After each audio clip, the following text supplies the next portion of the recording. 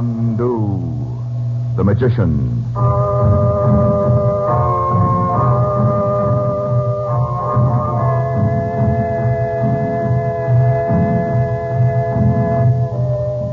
Good evening, ladies and gentlemen.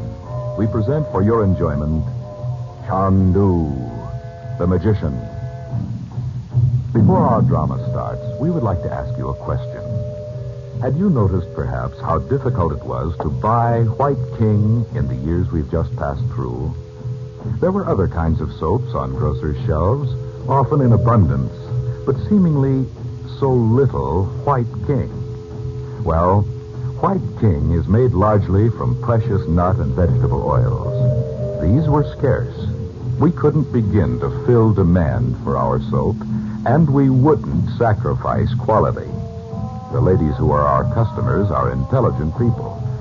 And so, when a package of White King did appear on a grocer's shelf, it was quickly bought and taken home and treasured as perhaps no other soap has ever been. Maybe you haven't tried this different kind of soap. It will do so much of your work for you that you too will say, I love White King soap.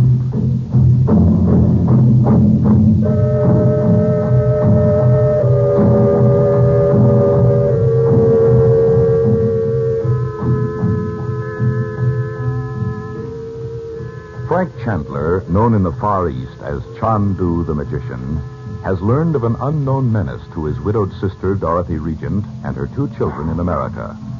Unexpectedly, he arrives at their home in Beverly Hills. There, he discovers that one wing of the house contains the library and laboratory of Dorothy's husband, an internationally famous scientist. But the underground rooms have been locked since Regent's death at sea 9 years ago. Searching them, Chandler finds that important drawings and formulas have somehow been stolen. Chandu the Magician.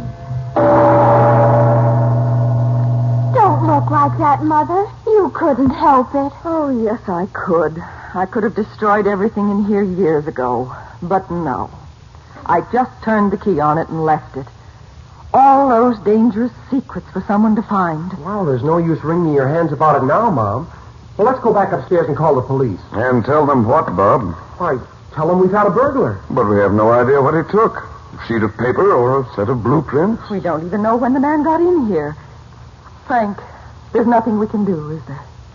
I hope so. I saw the fellow, you know. You certainly can't call the police.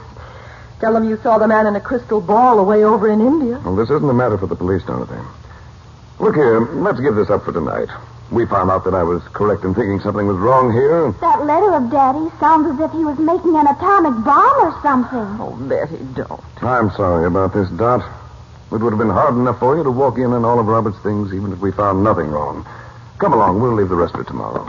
Well, I still can't see how anyone could have got in here. And even if they did, how could they find these stairs under the Buddha? Uncle Frank found them. Oh, he knew they were here, didn't you, Uncle Frank? Well, knowing your father, I thought he might make use of the Buddha. He must have been quite a guy. I never realized it before. Turn off the lights down there, would you, Bob? I will. Well, show me how the Buddha works. Well, you just press this bronze lotus here, the third from the right. Oh, I see. It's just an electrical contact. Uh-huh. The statue turns around so the pedestal covers the stairway. Oh, yeah. You'd never know the stairs were there at all. Unless Dad told somebody. Well, he surely wouldn't go to all that trouble to hide the stairway and then tell someone. Hey, what's that? It's the sound we heard before. Frank, where are you going? Come on, all of you. Hurry. Where? Into the living room. It's the psychic summons. Oh, no, Frank, please. And don't be afraid. You'll probably hear it often. It means there's a message for me. Look at the crystal ball over there. It's kind of shining, as if there was a light inside. Now sit down quietly, everyone. Look into the crystal. The picture comes up in the glass like developing a film. It's a room. An oriental room somewhere. Egypt. How do you know, Uncle Frank? I just know, Betty. There she is. The woman coming through the door. In regular Egyptian clothes. Even to the veil. And, Mother, those bracelets. And that wonderful necklace. Oh, she's cute. Do you know her, Frank? It's not, Jane. The princess who gave you the emerald ring you gave Mother? Yes. Oh, But I don't understand this. What message is there here for me? She's just sitting there on a divan thing like she was waiting for somebody. Oh, I see now. There's a man coming into the room. What an evil face. Gray. and really wicked. Do you know who he is, Uncle Frank? No. This must mean something to me, or I wouldn't have received the summons. I have told you I will have nothing to do with it, nor will you. My service is for my country. Your plans are for yourself. And why not? Who else can measure up to me? You think I have spent my life in endless experiments to learn what I know, only to abandon it or present it to someone else? I will not discuss it, Roxor. You and I have been like two travelers on a road together. But now the road divides. I will not go your way. Suppose I insist. Suppose I demand. Of me? You have forgotten who I am. You're only a woman. Weak, sentimental. It is like you to mistake decency for weakness. You are... I am Roxor. Never forget it. What does that mean, Frank? Yes, you are Roxor, but you are not all-powerful. And I will tell you something, my friend. Everyone seems to fear you, but I do not. Men bend before you like wheat in the wind, but I do not. If you will not bend, then you shall break.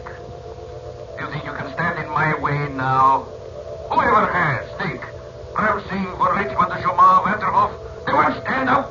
They've all been swept away. Be more quiet. You cannot frighten me. I will say only this to remind you. What of the American? The American? Has he been swept away? Has he bent or broken? You know it is not so. The American. Yes, he still resists. You can still fling his name at me and mock me. The time is coming soon when he too will break at last. I will have the means soon. Do you hear me? Regent can be forced to death. Oh! He said Regent. You heard him, Frank. Yes, I heard. Oh, why do I always break the spell? Or whatever it is that makes it possible for us to see those things. Can't you bring the picture back? It's no use, Dorothy. You're too upset. The only time you can ever see anything in the crystal is when your mind is calm. But that man did say something about Robert. He sounded as if Daddy was still alive. He sure did, but that doesn't mean he is. Oh, he seemed so certain. And the princess did, too. Don't you know who he is, Frank? No. Roxor, Nadji called him. It sounds like a coined name. As if... As if what? Well, if it's spelled R-O-X-O-R as it sounds, it's spelled the same forward and backward. It's a very ancient trick of sorcerers. Sorcerers? You mean black magic? Exactly. I don't see why we have to get all mixed up in black magic and everything all of a sudden. It scares me. I don't wonder, darling. But if there's any possibility that your father's still alive, we want to know it, don't we? Why, yes, of course, Mother. Only Frank, can't you send a cable to the princess or something? Well, I haven't heard from Nadji for years, Dot. I don't even know where she is. Can't you find out? In time, I probably could. Then why don't you? Wait a moment. Dot, just what proof did you have of Robert's death? Why, first a letter from the steamship line. They checked all the passengers, of course, after the sinking. Mm-hmm. You know, the war had just broken out. I think the Athenia was one of the first ships sunk by the Germans. Well, I was up in the mountains of Kashmir at that time. When I came down to New Delhi, I got your letters. That was the first I'd known of Robert's death. I remember. Well, I even went to New York. Great many of the survivors had been brought there. But nobody'd seen him. Oh, it can't be possible he's alive. if he was, why wouldn't he have written to us? Well, I told you down there in Dad's room, maybe he had amnesia or something. Well, even if he had, Bob, if he'd been pulled out of the sea, it would have been reported to the steamship line or the British government. Oh. Well, then, what did the princess and that Roxor mean? It seems to me I'd better go over and find out. Go clear over to Egypt? Yes, why not? But you said you didn't know where the princess was. I don't. But the last time I saw her, she was in Alexandria. I could go there first and try to find out where she is now. And if Robert is alive, she might know where he is. And besides, I might be able to get back those formulas before... Before what, Uncle Frank? Well, let's say before they fall into the wrong hand. But for Pete's sake, what makes you think they're over in Egypt? I have a very good reason. Oh, yeah? What is it, Uncle Frank? I can't talk about it. Why not?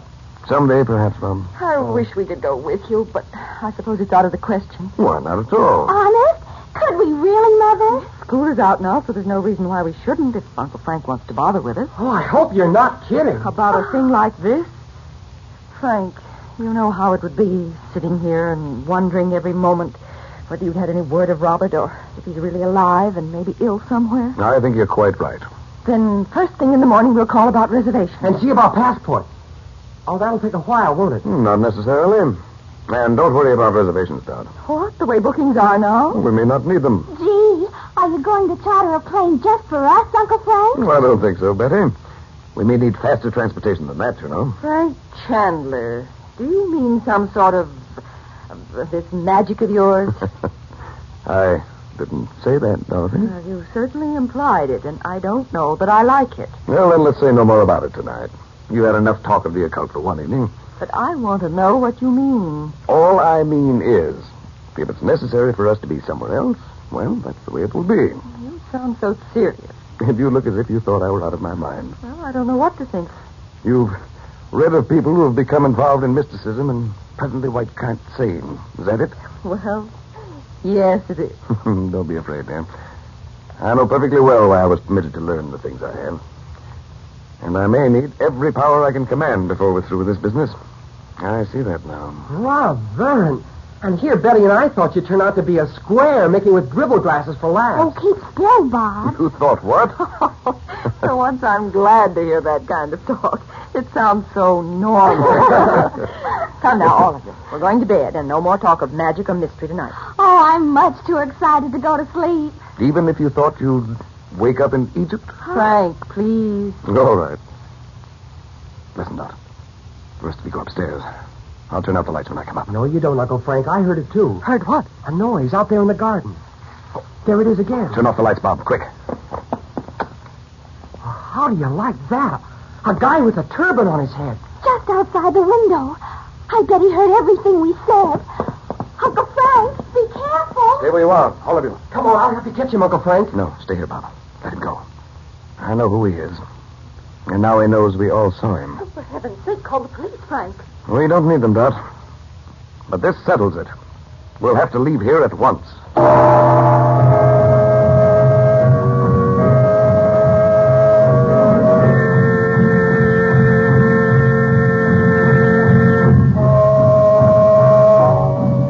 Before we bring to a close our drama this evening, may I say something to the ladies on the subject of hands? There is an extra special quality in White King soap that is extra specially kind to hands. And I'll tell you what it is. If you use the kind of soap that needs hot water to make it work, your hands are liable to be rough and red, no matter what kind of soap it is, or what claims are made for it, or what it contains. But listen, White King, with its nut and vegetable oils, doesn't need hot water. In washing machine or dishpan, for heavy clothes or filmy, fragile things, White King washes the dirt away in water that's just about body temperature. Ever hear of anything like that? No wonder millions and millions of ladies say, I love White King soap. That's what you'll say, too.